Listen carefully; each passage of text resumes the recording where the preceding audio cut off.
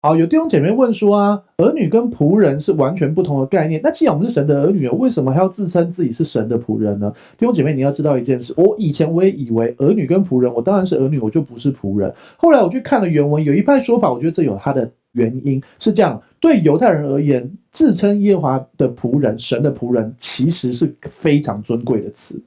后来我就去思想到底是怎么回事。比如说，好，我讲我真实的例子，大家知道我之前的健身教练是周杰伦的健身教练吗？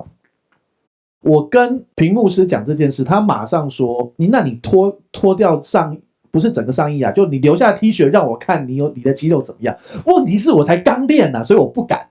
好，OK，你知道我在讲什么吗？周杰伦的健身教练是不是听起来很厉害？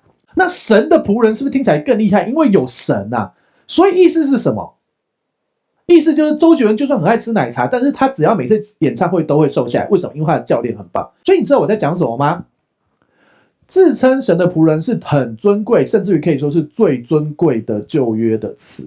但是你要知道，没错，儿女跟仆人差别，我们以为仆人就是佣人，不是的，这个是服侍主的人，是很荣耀的。所以简单这样说，就很像好清朝来说，好，你是贝勒爷，你是亲王，你是格格，你在大朝，你在大的朝廷的状况之下，你还是要自称臣，然后称皇帝为，不是叫父皇哦。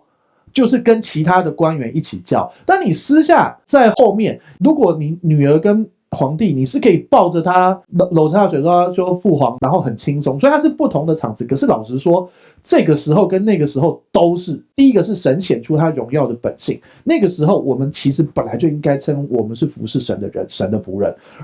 可是核心我们的身份是神的儿女，所以简单这样说，自称自己是神的仆人并没有错，因为保罗在新约也称自己是神的仆人。